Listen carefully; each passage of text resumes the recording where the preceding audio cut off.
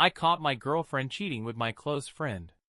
I reported him to the police and cut off all contact with her.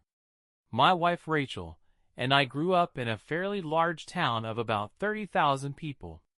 We knew each other from an early age, about 6 years old, and were practically inseparable.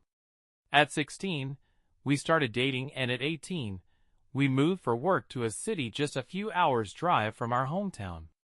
By the age of 20, we were married and bought our first home. At 22, she was pregnant with a boy when a disaster occurred. About 5 weeks before her maternity leave was due to start, a large racking structure collapsed and crushed her. I was told she and our unborn child died instantly. 2 of her colleagues were also injured in the accident. One was left paralyzed, the other lost a leg that had to be amputated. The company she worked for decided to keep using old racks that had been deemed unsafe to save money, instead of replacing them. I still cannot forgive the executives and managers who made that decision, because they robbed me of the love of my life and killed our unborn child. Soon after, I was told that I had a choice of how to deal with what the company called compensation, which I call blood money. They wanted to settle out of court to avoid a lawsuit, but I craved justice. Fortunately, due to widespread media coverage of the incident and the involvement of several politicians, the matter was quickly settled in court. After about 3 years, the compensation for all parties was almost 10 times what was initially offered. The company was fined for numerous violations of labor and safety regulations. Several executives were fired, some ended up in jail, and so on. During this time, I continued to work for a telecommunications company. My mother, bless her soul, moved in with me to help while all this was happening. I think I wouldn't have coped if she hadn't been so involved. Around this time, I was offered a promotion, but it involved frequent travel across the state. I requested an office in the branch of my hometown, as I wanted not only to do business throughout the state, but also to work in my hometown, where there was no company representative. They agreed. After a few months, everything settled down. I rented an apartment in my hometown, so I didn't have to stay with my parents every time I came home, and so that I could come and go as I wished. This is important for the rest of the story. For years passed, and I had just returned from a trip on a Friday and was busy in the office when Harry, the managing director of the branch, walked in.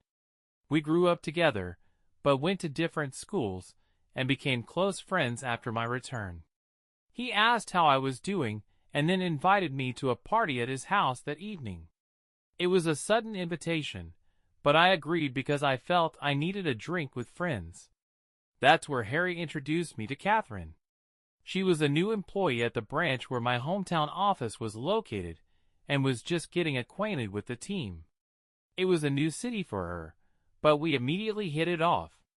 As cliché as it sounds, it felt like Catherine was Rachel reincarnated. I won't bore you with the details, but after 2 years of dating, we decided to take the next step, and she moved into my house in my hometown. Until that moment, everything was going very well. Catherine got along with my parents, and Rachel's parents also approved of her, and were happy that someone could make me as happy as Rachel had. Everything was going great for almost a year until something started to change. Video call sessions suddenly shortened. Neighbors told me that a car, which by description resembled Harry's, was often parked in the alley of my house when I was away, and clothes that didn't belong to me appeared in the closet. Everything pointed to her cheating, but she assured me that everything was fine. She said that Harry sometimes came over to discuss work matters, and so on, but never stayed overnight. I chalked it up to my paranoia and continued to live as if nothing had happened, but I still felt that something was wrong. About 6 months later, I discovered that she had lied. I had just closed a pretty large contract with a new company, and the negotiations ended earlier than I expected. Instead of staying there a few more days, I decided to pay for an early flight home and surprise everyone. A few hours later, I arrived, drove into my hometown, and turned into the alley behind my house to enter unnoticed and surprise Catherine. But part of me still yearned to know if that mysterious car would be there, and indeed, there was a car blocking the back entrance. I instantly got confused, thinking it was just a careless neighbor parked there, until I realized it was indeed Harry's car parked behind his. I got out and thought it was strange that he was here so late. She had claimed he always left earlier. Approaching the back of the house, I saw something that made my heart sink. I froze. In the kitchen, my close friend was having sex with my girlfriend on my kitchen countertop. I didn't know what to do. Thousands of questions spun in my head. Was this real or was I dreaming? Why were they doing this in my house? Feeling shattered, I turned around and left without being noticed. I got into my car and sat there, seemingly forever. I cried hard, but sadness quickly turned to anger, the same anger I had felt towards those responsible for Rachel's death, and I wanted to hurt them badly. As a pacifist, I don't believe in violence, but then I realized I would punish them in another way by destroying their lives. I drove back down the alley far enough from my driveway to still see Harry's car, and then returned to the gate from where I could see the house, and called her. They were still doing it when the phone rang. Both glanced at the screen and looked at each other when they saw my name. I saw her hesitate to answer or not. She just didn't pick up the phone. After a few moments, they resumed their activity, and I dialed her number again. This time she answered as soon as she picked up the phone. I ended the call and headed back to my car. Soon after, she called me back. She asked why I was calling so late, and I told her I would be home in 10 minutes and didn't want to scare her with my arrival. She was obviously shocked and pretended to be glad that I was returning. The conversation ended very quickly. After she said she would go and get changed, I hung up. A few moments later, Harry burst out of the gate still half-dressed, jumped into his car, and sped off as if being chased. I smiled a little, knowing the fear they both felt from nearly being caught. I waited a bit before parking my car in the same spot where Harry's had been a few minutes earlier. The rest of the night passed quite calmly, and only when she fell asleep did I get up and go to my office at the end of the hall. I couldn't sleep. I needed a plan, and I started working on it. My mother always taught me to be a pacifist and let karma do its thing. But in this case, I decided karma could use a little help. I decided to punish them separately but destroy both their lives. I knew Harry was on drugs, nothing directly serious, but he kept it a secret. I learned about it accidentally when I saw some powder and plants at his house, but pretended I hadn't noticed when he tried to hide it all. I started calling clients who were involved in shady deals and made several requests to buy drugs. A few weeks later, I had enough stock for my plan to work. About a month later, I arranged a barbecue for friends, including Harry. After I made sure Harry had drunk enough, I offered him to stay the night and sleep it off. Early in the morning, I took the powder, some of my personal items, and placed them in various spots in his car. The largest amount I hid in the niche for the spare tire, confident he wouldn't find them for several months while my plan unfolded.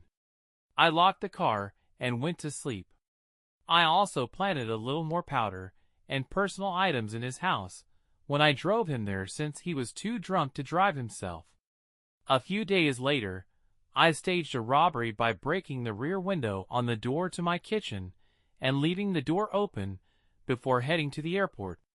When I landed, I had several messages, one from my clearly frightened mother who had discovered the broken door and called the police, one from Catherine who was crying, and one from the local police asking me to call back. I informed the police that I was on a business trip and that I would return the following week to talk to them. While I was away, I asked Catherine to stay with my parents until my return and asked my father to arrange for the installation of cameras and an alarm system from one of the local security companies. When I returned home, I played the usual scene. "Oh my God, I can't believe this happened, and who needed this at all?" After a thorough check of all the rooms and discovering that my personal items were missing, I filed a report with the police and invited a representative from the security company to explain to Catherine and me how the cameras and alarm system worked. Then came the question I had been waiting for, the question of what to do if we were doing some activities and didn't want it to be recorded. She looked a bit embarrassed asking this question, but I knew exactly why she had asked it. The guy assured us that this question was often asked and showed us on the home computer how to disable recording for certain cameras to maintain privacy. When I escorted him to the exit, I asked if it was possible to enable a notification when the cameras were turned off, just for safety. He came back and helped me set up an email notification, after which he left. All that was left for me was to wait. At this stage, I sought legal advice on family law in my country. I needed to ensure that my upcoming plan could be implemented legally, and that I wouldn't be obliged to pay Catherine money or give her a share of the property. Since I was not sure whether we were considered de facto spouses or not, being the sole heir to Rachel's estate, I didn't want any unpleasant surprises when Catherine might claim a portion of the property. Thankfully, he assured me that despite our nearly 4-year relationship, we hadn't lived together long enough to be considered de facto spouses, and since I paid all utility bills and Catherine didn't pay rent, she had no legal grounds to demand money from me. However, to be safe, he drafted what seemed to me a bulletproof document in case any legal issues arose. The following week, my employer offered me a promotion with a move back to the city to lead the team I worked in, which meant I wouldn't have to travel as often and I could work in one place. The move took about 6 weeks, more than enough to gather all the evidence. The following week, having returned to my hometown, I began to implement the remaining part of my plan. I asked Gary to approve a week's vacation for Catherine. 2 weeks later, I told him I wanted to send her and a couple of friends on a vacation before I took the most important step in my life for the second time. He jumped up and hugged me tightly, congratulating me on being ready to take this step again. I hugged him back, but not as he might have imagined at that moment. He agreed and reserved the needed week. I asked him not to tell anyone about it, as I wanted to make it a big surprise. I knew that rumors would quickly spread throughout the office, but that was part of my plan. That same evening, I told Catherine that I had booked her and 2 of her friends a trip to a Czech spa resort for a week. All expenses paid, no questions asked. Choose 2 friends and come back to the biggest surprise of your life. She screamed with joy like a child told they owned an entire candy store. Then I told her that the next week I would be in town preparing for a meeting with a major client, and then fly out, and not return until Monday, when she would already be leaving. She was a bit saddened by this, but I reassured her that it would be worth the surprise. What I didn't tell her was that I decided to take a 2-week vacation on the other side of the country to mentally prepare for the storm that would break out as soon as she got on the plane and simultaneously enjoy the first stage of my freedom. On Sunday, 2 weeks later, I returned and drove home. When I arrived, I drove past the house and, of course, Harry's car was there just like the first night I caught them. I parked a little further away and checked the cameras. They were sleeping in my bed, no surprise considering I had recorded them having sex over the 2 weeks of my absence. Then I made the first call to the police. I said I was one of the neighbors and saw someone lingering in their car in the alley behind my house, occasionally passing something through the windows to passing cars, also looking into my yard, and I was concerned that he was either selling drugs or about to break into someone's home. I gave them his car's number and description. They said someone would arrive shortly. I thanked them and hung up. Then I called Catherine and told her I would be home in 10 minutes, and that although I knew she was leaving tomorrow, I desperately wanted to surprise her. Now, looking back at the footage, I laugh at the chaos that ensued and wonder how I couldn't hear all that from just outside the street. Within a few seconds, Harry, half naked, rushed out of the back door to his car. I couldn't imagine a more perfect unfolding of events. As Harry drove off at high speed, one of the police cars that had pulled up beside me noticed and started chasing him. After I parked, I greeted a frantic Catherine, and we did all the usual things couples do. She fell asleep again, and of course, I couldn't sleep. The next day, a taxi picked up her and her friends. After they left, I had to wait a few hours, and then began implementing my plan. I called a friend who dealt with transport and asked him to help me pack up her things and transfer them on Friday. After we agreed on a time, I said that some boxes needed to be taken to a storage facility. He agreed. Then I began packing Catherine's things. Later that day, the police called me to come and identify some items they had seized from a suspect the previous night, which matched the description of the stolen property I had reported. I smirked, pleased that my plan regarding Harry was beginning to come to fruition, and replied that I would soon come to retrieve the items. Of course, when I arrived, some items were still not found, as they were likely still in his house, and the police had not yet conducted a search there. At this stage, the whole small town was already discussing what had happened. Such events don't stay secret for long. Harry was disgraced and immediately fired for storing drugs and stolen property. Our bosses on behalf of the company offered me official apologies. That evening, I went to my parents' house and told them and Rachel's parents what had happened, omitting some details. I said that I was moving back to the city after the promotion, but without the cheating Catherine. They were upset that I hadn't told them everything earlier, but they were pleased that I had managed quite respectably and hadn't stooped to their level, although they approved of my plan to just disappear from Catherine's life. After a few glasses of laughter and tears, I returned home on Friday after a stressful week when I had been organizing cleaners for the following week, preparing the house for rental, and resolving various tasks at the office in my hometown. I packed some things into the car and went to say goodbye to my parents before leaving. Before leaving, I stopped by Becky. Becky was one of Rachel's closest friends from childhood, the only person who knew what was happening, excluding details concerning Harry. Without her help, I wouldn't have been able to organize everything so quickly. I handed Becky a large envelope with the evidence of Catherine's infidelity, a letter, and several other legal documents from my lawyer stating that Catherine was not to contact me, and details on how she could retrieve her belongings stored in the warehouse I had rented. After saying goodbye quickly, I drove back to the city. On Sunday, I woke up to numerous missed calls, voice, and text messages. It turned out that Catherine had returned home earlier because she had been informed that something was happening in the town and discovered an empty house with a for rent sign in front of the entrance.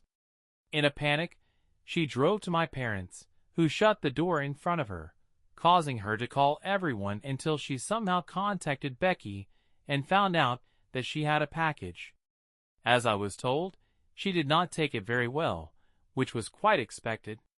Considering the numerous angry messages from her accusing me of setting up Harry, I was worried she might show up at my doorstep, but nothing like that happened. Now I'll answer the most popular questions I've been asked about this whole story. First, what happened to Harry, why I treated him so harshly, and why I compromised myself on the internet by telling you this story. Harry faces several months in prison as this was his first offense, but he might get out even earlier, and I believe it was necessary. I omitted several key details that could have precisely identified me, and also altered descriptions of places to create the impression that this story could have happened anywhere in the world. There were already enough proofs in Harry's house. I merely provided the police with a reason for further investigation of his activities. I do not regret what I did to him, because he knew both me and Rachel from childhood, and knew how hard it was for me to get back on my feet after her death. As for Catherine, She considered herself a socialite, she highly valued her social status, and I knew that exposure would kill her reputation. Rumors about her infidelity spread throughout the town, and indeed her reputation was truly destroyed. I was informed that she recently moved to another state because it was uncomfortable for her to stay in this town anymore. Many wondered how legal it was what I did with her things, shipped them out, sent her friends on a trip, spending a considerable amount of money, and so on. Morally, I understand that this was quite a mean act on my part, motivated by what she thought would happen. This, in combination with the destruction of her status in the town, was my ultimate goal, to make her feel what it means when everything around you collapses. But from a legal standpoint, I had every right to do so. In conclusion, for those of you who claim that my story is fake, that I'm just chasing fame, that I'm a sociopath, well, who doesn't have some sociopathy these days? I don't care. So what do you think about the whole story? Was the author right to do what he did? My opinion is that he practically did nothing serious to Catherine, who actually deserved maximum revenge, while he punished Harry too harshly. Yes, of course, he's a scoundrel after all. He was a friend and knew how hard his friend was taking the breakup and yet did all this. But whether he deserved prison is of course a debatable question, but from a legal point of view, definitely not, and from my point of view too. As for Catherine, not only did he not confront her face to face, as if afraid, but he also paid for a week at a spa resort with friends, plus allowed her another month and a half to cheat on him. But this is simply unthinkable. In general, write your opinion in the comments, whether you agree with me or not. Thank you for watching this video to the end. Check out our previous video.